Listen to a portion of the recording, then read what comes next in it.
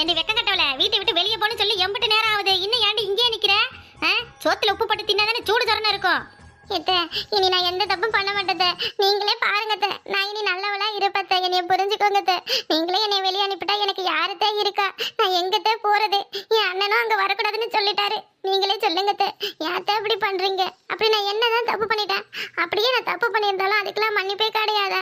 என்னைய மன்னிச்சு ஏத்துக்குங்க ப்ளீஸ். இனி நான் குடும்பம் நடத்துறதை பார்த்து நீங்களே அசந்து போவீங்க. இந்த ஊர்ல யாருமே குடும்பம் பண்ண முடியாத அளவுக்கு நான் வாழ்ந்து காட்டுறேன் பாருங்க. என்னைய புரிஞ்சுக்கோங்க ப்ளீஸ். என்னடி பிலிசு நோலிசு, உன் பிலிஸ் எல்லாம் என்கிட்ட போட்டு காட்டாத. போடி வெளியே. குடும்பம் நடத்த போறலாம். குடும்பம் நீ எப்படி பண்ணுவேன்னு எனக்கு தெரியாது. இருக்கிறதெல்லாம் வித்து வாங்கி தின்னுட்டு ஒன்றும் இல்லாத ஆண்டியதான் உட்காந்து போவேன். ஒன்றும் தேவையில்லை. நானும் என் பிள்ளையும் நீ இல்லாம சந்தோஷமா தான் இருக்கோம். போ வெளியே போ. உன் அண்ணன் உனைய துரத்திட்டாருன்னா அதுக்கு நாங்க என்ன பண்ணுவோம்? எங்கேயாவது போ, பிச்சை எடு, ரோடோட வாங்கி தின்னு. ஏன் என் வீட்டுக்கு வர? இம்புட்டுல அப்படித்தானே உன் அண்ணன் வீட்டுல வாங்கி தின்னுட்டு கிடந்த. என்னமா இப்ப துரத்துனது வந்து விட்டான். அப்ப நீ நினைக்கிறப்பல வந்து நுழைஞ்சுக்கு. இது என்னடி? இது என்ன சத்திரமா இது? இப்ப நீ போவல, ஊர் முன்னாடி அத்தனை பேர் முன்னாடி உன்னை அசிங்கப்படுத்தி கழுத்தை பிடிச்சி வெளியே தான் தள்ளுவேன் பாத்துக்க. கூடிய சீக்கிரத்துல என் மவனுக்கு இன்னொரு கல்யாணம் பண்ண போறேன்டி. அதை பார்த்து நீ பொறாம பொச்சரிப்பு பட்டு அழுவணும். நீ எல்லாம் ஐயோ நம்ம புருஷனை நம்ம பார்க்காம போயிட்டோமே, நம்ம பிள்ளைகளை நம்ம பார்க்காம போயிட்டோமே, நம்ம எம்பிட்டு பெரிய தப்பு பண்ணிட்டோம், ஐயோ அடுத்தவங்க பேசி கேட்டு நம்ம வாழ்க்கையை வீணாக்கிக்கிட்டோம்னு சொல்லி ஒவ்வொரு நாளும் தினமும் அழுவணும்டி. அதுதான் கடவுள் உனக்கு கொடுக்குற தண்டனை. நீ எல்லாம் இருக்கும்போது உனக்கு இருக்கிறவங்களோட அருமை தெரியாது. தூரம் உன்னை துரத்தி விட்டாதான் தெரியும். நீங்க என்னைய போன சொல்லுங்க, நான் போயிடுறேன். ஆனா என் புருஷனுக்கு இன்னொரு பொண்ணை பத்தி கட்டி வைக்கிறேன்னு சொல்லி என் வாழ்க்கையை ஒட்டுமொத்தமா வீணாக்கிடாதீங்க ப்ளீஸ். நீங்களே என்னைய புரிஞ்சுக்குவீங்க. அந்த நாள் வரும் சீக்கிரத்துல. நீங்களே மனசு மாறுவீங்க. அவசரப்பட்டு எந்த தப்பான முடிவும் எடுத்துடாதீங்க. எங்க வாழ்க்கையை நீங்களே ரெண்டு துண்டா ஆக்கிடாதீங்க. இப்ப போக போறியா இல்லையா? அழுது எல்லாரையும் நடிச்சு ஏமாத்துற மாதிரி என்ன ஏமாத்தலாம் நினைக்காத. நான் உனக்கு மாமியாரடி. ஒரு நாளும் உன் நடிப்புக்குலாம் நான் ஏமாற மாட்டேன். அதான் உன் நடிப்பு இந்த ஊரே தெரிஞ்சுக்கிச்சே. சி இனி இந்த ஊர்ல ஒருத்தவங்க கூட நீ பசினி கேட்ட கூட பச்சை தண்ணி கூட கொடுக்க யோசிப்பாங்க. அவ்வளவு நாடகம் நடிச்சு இந்த ஊர் உலகத்துக்கு ஏமாத்திட்ட. நீ எல்லாம் ஒரு ஜென்மம். எப்படி நீ இப்படி எல்லாம் இருக்க? உன்னைய பார்த்து இன்னும் 4 பேர் இப்படிதான் நீ நடிச்சு ஏமாத்த கத்துக்குவாங்க. உன்னெல்லாம் கழுத்தை பிடிச்சி வெளியே தள்ளனா தாண்டி போவேன். அது வரைக்கும் நீ எல்லாம் போக மாட்டேன். சரி நானும் எதுவும் செய்யக்கூடாது, அவளே போயிடுவான்னு பார்த்தா ரொம்ப திமிர்தான் போல இருக்கு உனக்கு. ஏம்மா என்ன பண்ணிக்கிட்டு இருக்க? என்னம்மா இது? என்ன நடக்குது இங்க? ஏன் இப்ப இவங்க வந்து அழுதுகிட்டு நிக்கிறா? இந்தா வந்துட்டான் என் மாமா. இனி அவனே உன்னை அடிச்சு வெளியே தருத்துவான். வாடா டே வா. வந்து நின்றுக்கிட்டு நாடகம் நடிச்சிட்டு கிடக்குற பாரு. இனி நல்லவளா இருப்பாளாம், எல்லாம் நல்லதே செய்வாளாம், யாருக்கும் எந்த கெட்டதும் பண்ண மாட்டாளாம். இனி இங்க இருந்து குடும்பம் பண்ணி காட்டுவாளாம். இவன் நடிப்புக்கெல்லாம் நம்ம ஆளாடா. அடிச்சு துரத்துடா முதல்ல இவளை. இனி இந்த வீட்டு பக்கமே அடி எடுத்து வைக்க கூடாது. வாடா அடுத்த மாசமே உனக்கு இன்னொரு கல்யாணம் பண்ணி வைக்கிறேன். இந்த நாயை துரத்தி விடுறா முதல்ல. ஏங்க நான் பண்ணதெல்லாம் தப்புதாங்க. நான் தான் தெரிஞ்சு வந்துட்டல. எனக்கு ஒரு வாழ்க்கை கொடுக்க கூடாதா? என்னைய மன்னிச்சு ஏத்துக்க கூடாதா? ஏங்க என்னைய அனுப்புறீங்க? ஏங்க நான் இனி நல்லபடியா இருக்கேங்க. நீங்களே என்னைய கை விட்டுட்டா நான் எங்கெங்க போறது? ப்ளீஸ்ங்க என்னைய கை விட்டுறாதீங்க. எனக்கு உங்களை விட்டா வேற யாருமே இல்லைங்க. நான் இப்ப யாரும் இல்லாத அனாதை மாதிரி நிக்கிறேங்க. உங்களை மட்டுமே உசுரா நம்பி வந்திருக்கேன். என்னை எங்கே அனுப்பிடாதீங்க. நீங்களே என்னைய வெளியே போன சொல்லிட்டா நெசமாலுமே நான் செத்து போயிடுவேன். எனக்கு அதுக்கப்புறம் வாழறதுக்கு எந்த ஒரு வழியுமே கிடையாது. இனி நீங்களாவது புரிஞ்சுக்கோங்க. ஏண்டி இம்புட்டு நேரம் என்ன ஏமாத்துறது போதாதுன்னு இப்ப என் மவன்கிட்ட கூட நடிச்சு கட்டுறியா? அவனும் உன் நடிப்புக்கெல்லாம் பயங்கர ஆளு கிடையாதுடி. அவன் என்னோட பிள்ளை. நான் சொல்றதுதான் என் மவன் கேட்பான். ஏலே இப்போ என்னடா நீ அப்படியே நீ வேடிக்கை பாக்குற? உன் பொண்டாட்டி நாடகத்தை இது வரைக்கும் பார்த்தது இல்லையா நீ? அவளுக்கு எதுவும் வேணும்னா இங்க வந்து இப்படிதானே நடிச்சு எதுவும் காரியம் சாதிச்சுக்குவேன்.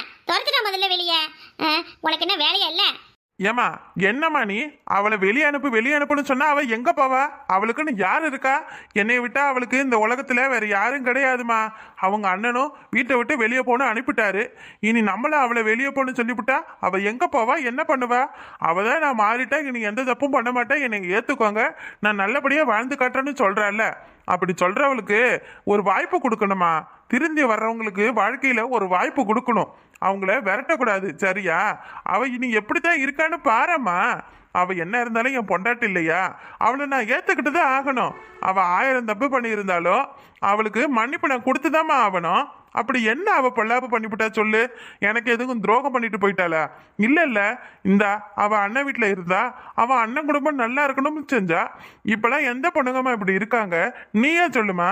என் பொண்டாட்டியும் எதுவும் அண்ணன் வீட்டில இருந்து கிடைக்காதா, அதுல இருந்து சுருட்டிக்கிட்டு வரலாமான்னு பார்த்தவதான்.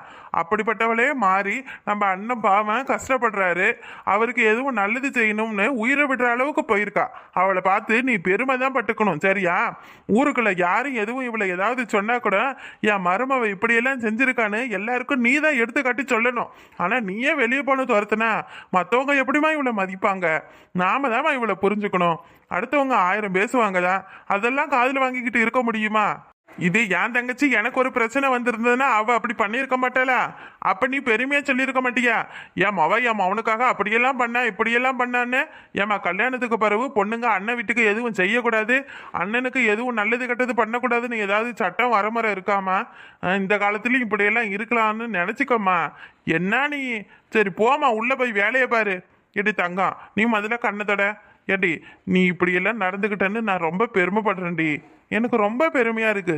எனக்கு இப்பதான் சந்தோஷமாவே இருக்கு தெரியுமா? உன் தங்கச்சி வாழ்க்கைக்காக நீ எவ்வளவு பெரிய தியாகத்தையே பண்ணியிருக்க. இப்ப இருக்கிற அண்ணன் தங்கச்சி எல்லாம் ஏதோ அவங்க கிட்ட இருந்து கிடைக்குமா இல்ல அவங்க நமக்கு செய்வாங்களான்னு எதிர்பார்த்து தாண்டி இருக்காங்க. ஆனா நீ எதையும் எதிர்பார்க்காம உன் உசிரியே கூடக்க துணிஞ்சிட்டியே, அது ஒண்ணு போதாதா? என்னதான் நம்ம காசு பணத்துல ஏழையா இருந்தாலும் நம்ம இந்த மாதிரி விஷயத்துல எல்லாம் 4 பேருக்கு நல்லது செய்யணுமடி. நம்மளால பணம் காசு கொடுத்து உதவதான் முடியாது, ஆனா அவங்களுக்கு எதுவும் ஒரு கஷ்டம்னா போய் ஆறுதல் சொல்ல முடியுமில்ல. அந்த ஒரு மனசு போதும்படி தங்கம். இனி நம்ம வாழ்க்கை நல்லா இருக்கட்டும். நீ என்ன பண்ணாலும் உனக்கு துணையா நான் இருக்கேன். நீ எதுக்கும் கவலைப்படாத, சரியா? உனக்கு என்ன வேணுமோ கேளு, எல்லாத்தையும் நான் செய்யறேன். உன் அண்ணன் வீட்டில் என்ன சண்டை நடந்துச்சுன்னு சொல்லி தங்கச்சி வந்து சொல்லிக்கிட்டு இருந்தா. நீ எதுக்கும் கவலைப்படாத. உன் அண்ணன் சீக்கிரம் உன் மேல கோவத்தெல்லாம் குறைச்சிக்கிட்டு உன்கிட்ட வந்து பேசுவாரு. என்னமா பண்ணுடா, நீயே தான் அவளை வச்சுக்கிட்டு ஆட்டம் போட்டுக்கிட்டு நிக்கணும். எப்போ உன் காலை வாரி விட்டுட்டு போறான்னு தெரியல. அவ யாருக்கிட்டையும் எதுவும் வாங்க முடியாது, நம்ம எப்படிடா பிழைக்கிறதுன்னு வழி இல்லாம வாங்கிட்ட வந்து சேர்ந்துருக்க. அது தெரியாம பைத்தியக்கார பய மாதிரி நீ அவளை நம்பிக்கிட்டு நிக்கிற. மொத்தமா உன்னைய ஆண்டி ஆக்கிக்கிட்டு தான் போவ. அப்ப தெரியும். ஐயோ அம்மா, அன்னைக்கே நீ சொன்னியே உன் பேச்சை கேட்கலையானே, அப்ப என்கிட்ட வந்து புலம்ப கூடாது சொல்லிவிட்டேன். உன் பொண்டாட்டி ஆச்சு, நீ ஆச்சு, உன் குடும்பத்தை நீங்க பாத்துக்கோங்க. என்கிட்ட வந்து 1 ரூபா 2 ரூபான்னு எதுக்கும் நிக்க கூடாது. இனி உங்களுக்கு வேண்டியதை நீங்களே தான் பாத்துக்கணும். எப்பவும் போல தின்னுட்டு நல்லா ஊற சுத்திக்கிட்டு நிக்கலாம் நினைச்சுக்கிட்டு வரப்போறா. இப்பெல்லாம் அப்படி இருக்க மாட்டேன். வீட்டோட அம்பட்டையும் அவதான் செய்யணும்டா. சொல்லிக்க அவகிட்ட. எங்க எங்க என்ன நீங்களும் கைவிட்டுடுவீங்களோன்னு நினைச்சேன். ஆனா நீங்க என்னை இந்த அளவுக்கு புரிஞ்சு வச்சிருப்பீங்கன்னு நான் கனவுல கூட நினைக்கலங்க. ரொம்ப நன்றிங்க. நீங்க மட்டும் இப்ப இல்லைன்னா என் நிலைமை என்ன ஆயிருக்குன்னு சொல்ல முடியாது. தங்கம், உனக்குன்னா நான் இருக்க, எனக்குன்னா நீ இருக்க, அவ்வளோதான். புருஷ மண்டாட்டிக்குள்ள 1000 சண்டை வரத்தான் செய்யும். அதுக்காக எடுப்புக்கெல்லாம் நான் உன்னைய கைவிட்டுட முடியுமா? ஏன் தங்கம், என்னைக்கு இருந்தாலும் நீ என் பொண்டாட்டி இல்லையா? சரி, இனி அடுத்தவங்களுக்கு யாருக்கும் கஷ்டம் கொடுக்கக்கூடாதுன்னு நீ நினச்சிட்டல்ல, அது ஒன்று போதும் தாங்க எனக்கு. நாம் நல்லா இல்லைனாலும் பரவாயில்ல, அடுத்தவங்க நல்லா இருந்தால் அதை நம்ம கெடுக்கக்கூடாது தங்கம், சரியா? 1000 கஷ்டம் நமக்கு வரலாம், ஆனால் அடுத்தவங்களுக்கு ஒரு நாளும் நம்ம கஷ்டம் கொடுக்கக்கூடாது, புரியுதா? மாதிரி பிள்ளைங்களாம் சாப்பிட்டுட்டு படுத்துருச்சுல, எங்க 2த்தையும் ஆளையே காணோம். அம்மா எங்க? நீ சாப்பிட்டுட்டியா? பிள்ளைங்களாம் எப்பயும் சாப்பிட்டுட்டு படுத்துட்டாலும் மாமா. நீங்க ஒரு ஆளு தான் இன்னும் சாப்பிட மிச்சம். நீங்களும் சாப்பிட்டீங்கன்னா சாப்பாட்டில் தண்ணி ஊற்றிட்டு நானும் தூங்க போவேன். ஒரு மாதிரி அசதியாக இருக்கு. என்ன பிள்ளைங்க நேரத்தோட தூங்கிடுச்சிங்க? நான் வர வரைக்கும் முடிச்சிருக்கோம்னு நினச்சேன். சரி, என்ன சாப்பாடு செஞ்ச? என்ன நீங்க எப்பவும் அதுங்க இப்படி தானே தூங்கும், இன்னைக்கு என்ன அதிசயமா கேட்குறீங்க? அது ஒன்றும் இல்லைம்மா, எப்பவும் தங்கமயிலு நான் வர வர முடிச்சிருப்பா. அவள் என் கூட பேசியிருந்துக்கிட்டு அப்புறம் 2 பேரும் ஒன்றா தான் சாப்பிடுவோம். இப்போ அவள் இல்லையா, அதான் ஒரு மாதிரி இருக்கு. சரி, பிள்ளைங்க இருந்தால் அதுங்க கூடயாவது சாப்பிடலாம்னு பார்த்தேன். பிள்ளைங்களும் சாப்பிட்டுட்டு படுத்துருச்சோல. சரிம்மா, பாரு, நீ இப்போ சாப்பாட்டில் தண்ணி ஊற்றிட்டு தூங்கு, எனக்கு சாப்பாடு வேணாம். ஏன் தங்கமயில தான் நீங்கள் வர வரைக்கும் காத்திருப்பா. நாங்களாம் இதுவரை ஒரு நாள் கூட காத்திருந்தது கிடையாது. இருக்கட்டும், என்னைக்கு இருந்தாலும் உங்கள் தங்கச்சியில் விட்டு கொடுக்க மாட்டீங்கல்ல? அதுக்கு இல்லைம்மா, அவள் இப்போ இல்லை, அதனால தான் ஒரு மாதிரி இருக்கு. சரி, சாப்பாடு போட்டு கொண்டு வா, 2 பேரும் சேர்ந்து சாப்பிடலாம். என்ன சாப்பாடு செஞ்ச? இந்த சங்கரா மீன் வந்துச்சு, அதை 50 ரூபாய்க்கு வாங்கி குழம்பு வச்சேன். உங்களுக்கு பிடிக்குமில்ல? பல்லவிக்கும் பிடிக்கும் தான். ஆனால் என்ன, அவள் தான் இல்லை. இருந்திருந்தா அவ்வளோ மீனையும் அவளே ஒரு ஆளாக சாப்பிட்ருப்பா. அவளுக்கு இந்த மீனுனா கொள்ள பிரியம். என்னத்த சொல்ல, நம்ம என்ன போய் கொடுக்கவா முடியும்? இந்த பக்கத்தில் தான் இருக்காளுங்க. ஆனால் என்ன பண்ணுறது, போக முடியாத நிலைமை ஆயிடுச்சு. ஏன், உனக்கு வேணும்னா நீ போய் கொடு, அதையே என்கிட்ட வந்து சொல்கிற? ஏமாம்மா, அந்த மூக்காயக்கா வீட்டுக்கு போகிற மாதிரியே அப்படியே போய் பல்லவியும் ஜீவாவும் என்ன பண்ணுறாங்கன்னு பார்த்துட்டு வரலாமா? ஏமாம்மா, ராத்திரி நேரத்தில் பிள்ளை வரட்டு தனியாக இருக்குமாலாம் என்னன்னு தெரியல. அக்கம் பக்கத்தில் அங்கே வீடு கூட எதுவும் கிடையாது. வாங்கலாமாம்மா, கொஞ்ச நேரம் அங்கே போய் உட்காந்து இருந்துட்டு வரலாம். எனக்கு ஒரு மாதிரி மனசு படபடன்னு இருக்கு. நானும் இம்புட்டு நேரம் அதுதான் யோசிச்சுக்கிட்டு இருந்தேன், நீயே சொல்லிட்ட. சரி வா, போயிட்டு வரலாம். சந்தி, எல்லாம் ரெடி பண்ணியாச்சா?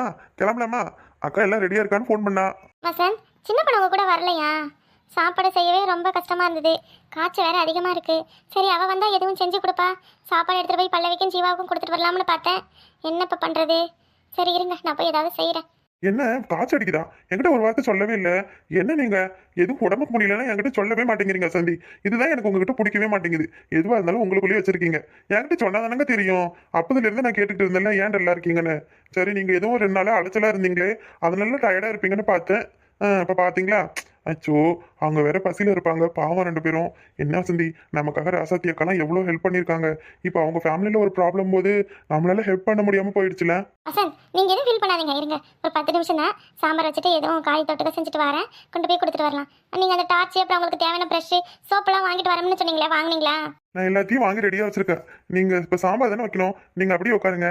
எல்லாத்தையும் நான் ரெடி பண்ணிட்டு சொல்றேன். ரெண்டு பேரும் சாப்பாடு எல்லாம் பேக் பண்ணி எடுத்துட்டு போலாம். ம், என்ன நீங்க சமைக்க போறீங்களா? ஐயோ அதெல்லாம் வேணாங்க, நானே சமைச்சுக்கிறேன், இருங்க. உங்களுக்கு தான் மேலுக்கு முடியலல்ல, நான் செஞ்சு எடுத்துட்டு வரேன், இருங்க. சரி என்னமோ பண்ணுங்க, நான் சொன்னா கேட்க போறீங்க. நான் கொஞ்சம் நேரம் படுத்து எழுந்திருக்கேன், நீங்க எல்லாத்தையும் முடிச்சிட்டு கூப்பிடுறீங்களா? இல்ல நானும் வந்து உங்களுக்கு எதுவும் ஹெல்ப் பண்ணட்டுமா? காய்கறி எல்லாம் நீங்க எப்படி தனியா கட் பண்ணுவீங்க? உங்களுக்கு எல்லாம் எவ்வளவு அளவு போடணும்னு தெரியுமா? ஹலோ, கல்யாணத்துக்கு முன்னாடி நான் பேச்சுலர் கிச்சன்னா எப்படி இருக்கும்னு தெரியுமா உங்களுக்கு?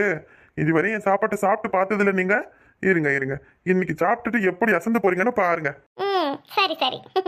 ஜீவா நீ இந்த மாதிரி தரையிலலாம் உட்காந்ததே இல்லைல்ல, எப்படி இருக்கு இந்த அனுபவம் உனக்கு? இந்த கூரை வீட்டில் இந்த ஒத்த ஜன்னல் பக்கத்தில் உனக்குலாம் கொசு கடினா என்னன்னே தெரிஞ்சிருக்காதுல்ல. ஆமா உனக்குலாம் வேர்வெல்லாம் வருமா? ஏன் மனுஷனா பிறந்தா எல்லாருக்கும் தான் வேர்வை வரும். ஏன் பணக்காரங்கன்னா வேர்வை வராது, ஏழைங்களுக்கு மட்டும்தான் வேர்வை வருமா என்ன?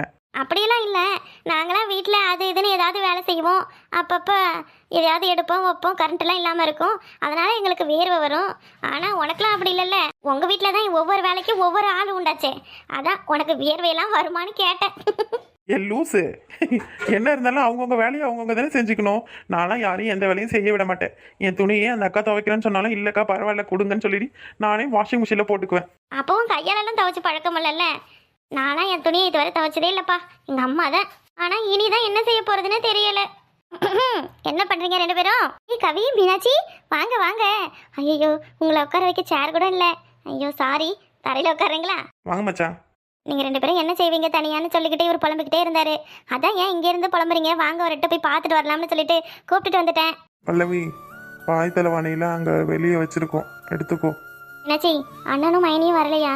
அவங்க வரமாட்டேன்னு சொல்லிட்டாங்களா? எப்போ வருவாங்க? நாங்கள் வந்ததே அவங்களுக்கு தெரியாது, நாங்கள் இங்கே வந்தோன்னு தெரிஞ்சால் என்ன பண்ணுவாங்கன்னு தெரியலை. சரி சாப்பிட்டீங்களா? சாப்பாடு கொண்டு வரவா? வர அவசரத்தில் எதை எடுக்கிறது எதை வைக்கிறதுன்னு தெரியலை, நான் போய் சாப்பாடு எடுத்துகிட்டு வரவா? இல்லைம்மா, வசந்தி அக்கா கொண்டு வரேன்னு சொல்லியிருக்காங்க. நீங்கள் வந்ததே எங்களுக்கு ரொம்ப சந்தோஷம். நீங்கள் வருவீங்கன்னு நாங்கள் நினச்சி கூட பார்க்கல. சரி அக்காவும் மாமாவும் நாங்கள் காணோம்னு தேடுவாங்க, நாங்கள் அப்போ கிளம்பிட்டா பார்த்துருங்க, எதுவும் ஒன்றும்னா சொல்லி விடுங்க. காலையில் வீட்டுக்கு தேவையான சாமானெல்லாம் அண்ணனை கொண்டு வந்து வைக்க சொல்கிறேன். பல்லவி எப்பவும் போல் வெகுலியாக இருக்காம, உனக்கு கல்யாணம் ஆகிடுச்சு, இனி பொறுப்பாக நடந்துக்கணும். என்னடா எவ்வளோ நமக்கு அட்வைஸ் பண்ணுறாளேன்னு நினச்சிக்காத. அப்படியெல்லாம் இல்லடி, சாரி என்னை மன்னிச்சிடு. நான் உன்னை எதுவும் கஷ்டப்படுத்தியிருந்தா அதை எதுவும் மனசில் வச்சுக்காத. என்னடி என்கிட்ட சாரியெல்லாம் கேட்டுக்கிட்டு இருக்க? அம்மா நல்லா இருக்காங்களா? அம்மாவை நான் கேட்டேன்னு சொல்லு. அத்தையும் உன்னைய பற்றியே தான் பேசிக்கிட்டே இருக்காங்க. சரி நான் அவங்களையும் வந்து பார்த்துட்டு போக சொல்கிறேன். ஜீவா நீங்களும் கொஞ்சம் பார்த்துக்கோங்க, நாங்கள் கிளம்புறோம். இந்த இதில் 1000 ரூபா இருக்குது, செலவுக்கு வச்சுக்கோ. இல்லை மச்சான் அதெல்லாம் வேணாம், எடுத்துகிட்டு போங்க. ஏன் நாங்களாம் கொடுத்தா வாங்க மாட்டீங்களோ? என்னடா கவி இது கேள்வி? கொடுடா. வாங்கிக்கோ. சாரி கவி, சாரி, இப்படிலாம் நடக்கணும்னு நான் நினைக்கல. உங்களை இவ்வளோ அசிங்கப்படுத்துவோம் நான் நினச்சி கூட பார்க்கல. என் அண்ணனுக்கு எந்த கஷ்டமும் வரக்கூடாதுன்னு தான் நான் இத்தனை வருஷம் கல்யாணமே பண்ணிக்காம இருந்தேன். ஆனால் அது எல்லாம் இப்படி தலைகீழ மாறும்னு யாருக்கு தெரியும்? என்னைய மன்னிச்சிடுடா. பரவாயில்ல, நீ என்ன தப்பு பண்ண? உனக்கு பிடிச்சவன கல்யாணம் பண்ணணும்னு நினச்ச, அது எங்களோட விருப்பத்தோடு தானே பண்ணணும்னு நினச்சேன். இப்படியெல்லாம் நடந்ததுக்கு நீ என்ன பொறுப்பாக முடியுமா? அவர் எதுவும் சொன்னாலும் அட்ஜஸ்ட் பண்ணிட்டு போ, எல்லாத்துக்கும் கோவப்படாத சரியா? நம்ம வீடு கிடையாது இது, உனக்கு கல்யாணம் ஆயிடுச்சு, எல்லாத்தையும் பொறுத்துக்கிட்டு தான் போகணும், புரியுதா? சரிடா கவி, நீயும் மீனாட்சி கூட சந்தோஷமா இருடா. சரி நாங்கள் கிளம்புறோம். ஜீவா என் வீட்டை பிரிஞ்சு நான் ஒரு நாள் கூட இருந்ததே இல்லை ஜீவா. அம்மாவை பார்க்கணும் போல இருக்கு ஜீவா. ஏய் நீ என்ன வெளியூர் காடி போயிட்ட? இந்த பக்கத்தில் தானே இருக்க, இதுக்கே இவ்வளோ ஃபீல் பண்ணுற?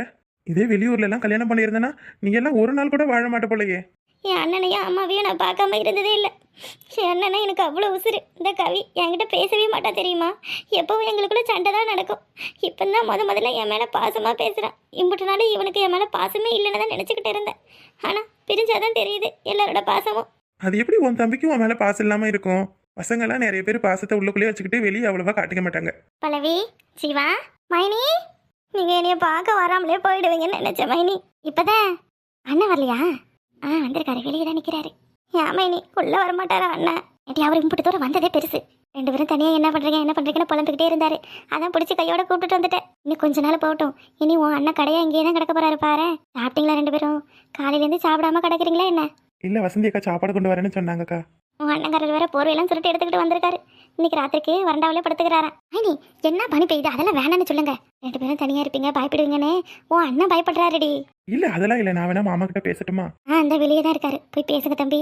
நாங்க வந்தது வீட்ல யாருக்கும் தெரியாது. யார்கிட்டயும் சொல்லிடாத சரியா? தூக்கில் உனக்கு சங்கரா மீன் குழம்பு போட்டு எடுத்துட்டு வந்திருக்கேன், சாப்பிடுங்க 2 பேரும். சரிங்க மைனி, நான் கிளம்புவா? பிள்ளைங்களெல்லாம் என்ன மைனி பண்ணது? ஆமாடி, காலையிலேருந்து அத்தை வீட்டுக்கு வர மாட்டாங்களா மாமா வர மாட்டாங்களான்னு கேட்டுக்கிட்டே கிடந்துச்சுவ. மைனி எனக்கும் அங்கே வரணும் போலயே இருக்கு மைனி. நான் வந்த அண்ணன் எதுவும் சொல்லுவாரா? அந்த மனுஷன் எப்போ என்ன நினைக்கிறாருன்னு என்ன என்னால் ஒன்றும் கண்டுபிடிக்க முடியலடி. தான் வீட்டில் பொழுதைக்கு பைத்தியம் மட்டும் புலம்பிக்கிட்டே இருக்காரு. இவ்வளோ நாள் நீங்கள் சொல்லுவீங்க இந்த வீட்டை விட்டு போனாதான் தெரியும்னு. இப்போதான் மைனி எனக்கு தெரியுது. அதெல்லாம் எதுவும் நினைக்கக்கூடாது சரியா? சரி, யாரை வர மாதிரி இருக்கு, உன் அண்ணன் வேற கூப்பிடுறாரு, நான் போகிறேன். அது வேணும்னா சொல்லுங்க. மைனி போறீங்களா? இங்கே இருங்களா மைனி?